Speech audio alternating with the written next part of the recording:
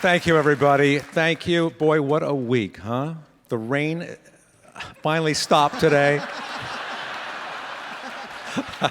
I don't know why that's funny, but I'll take it. I'll take it. You know, it doesn't matter where it rains in the country. People always say the same thing. We needed it. We needed it. Yeah, well, I didn't need it. I'm out here on vacation. I get 1 week out of the year. I want nice weather. That's what I needed.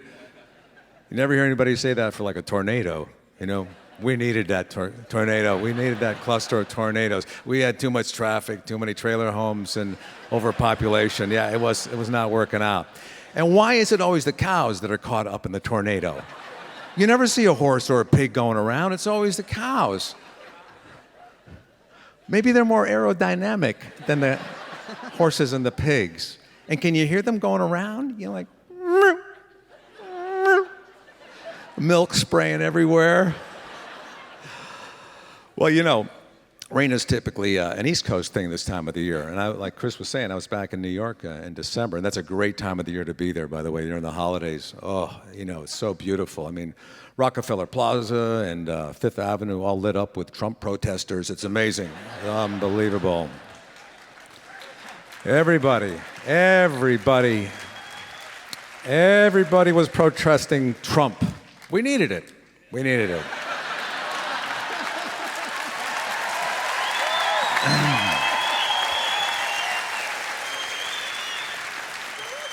I'm not taking sides.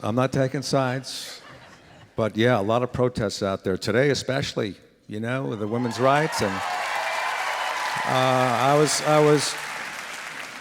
so impressed about the turnout. You know, a lot of talk about reproductive rights, which is a touchy subject. Nobody likes to talk about that. Who knows what's right or wrong? You know, I think the big question is, when does life actually begin?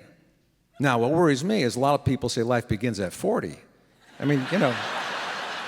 You got to draw the line somewhere.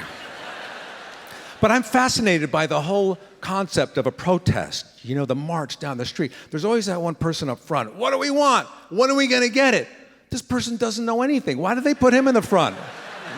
Do some research. How did I get here? How am I getting home? Who dressed me?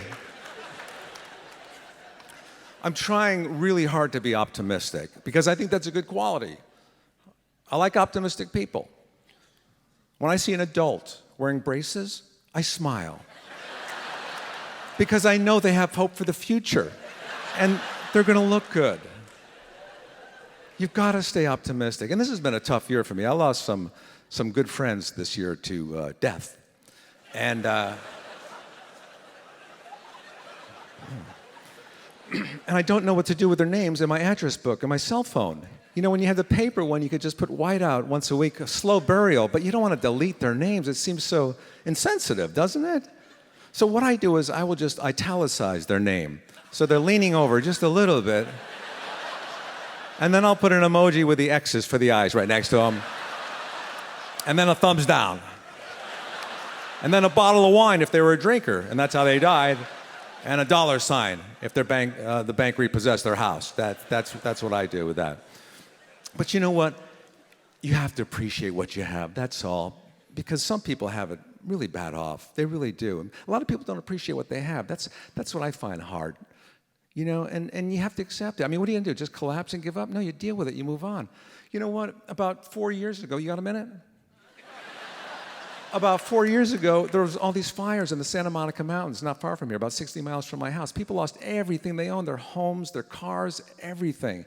And at the time, I had a 2013 7 Series Beamer. Nice car. That's a nice car. But that's not what I'm talking about. Anyway, I came outside of my house one morning, and I noticed a very fine film of ash all over my car from those fires. And I thought to myself, why me?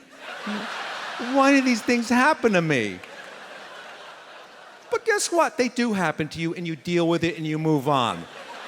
I knew my guy would clean it when I was in Hawaii, and he did. But that was a nice car, I got to be honest with you. I have an electric car now. It's in the shop. We're having a gas engine put in it, but I love it, man. I love that thing. It's the best. But here's what I'm all about. I want to take more risks. I want to take more chances this year. Not crazy risks. I'm not going to skydive or take a Carnival cruise. You know what I mean? I mean, some people are comfortable with risks. People rob banks all the time. They're comfortable with. About 2 years ago, I read about these two guys that robbed a bank. They didn't want to be recognized, so they pulled nylon stockings over their heads. Actually, these guys used pantyhose, so they had to walk really close together, when they did it. But they did it.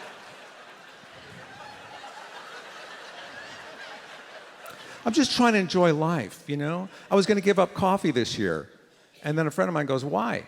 And I thought, yeah, you're right. You're right.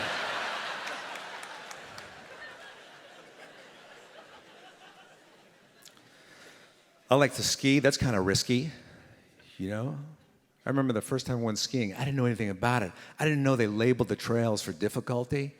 Like the black diamonds for the steep ones, and then the blues, and then the greens for the easy. And I'm in the middle of Colorado, and I pull into this convenience store, and I asked the guy behind the counter, I said, "Hey, what's the best mountain to go skiing at around here?" And he looks at me right in the eyes. He goes, "You know what?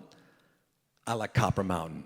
But a lot of people don't like to ski there because they're afraid of all the blacks." I thought, oh, this guy's a racist. I was confused. He goes, "But I don't mind the blacks. I have a lot of fun with them. But they're all over the mountain. They're everywhere. You can't get away from them. And some of them, not very well groomed." But he said, if you want the good white powder, that's where you gotta go. Thank you very much, everybody. Thank you.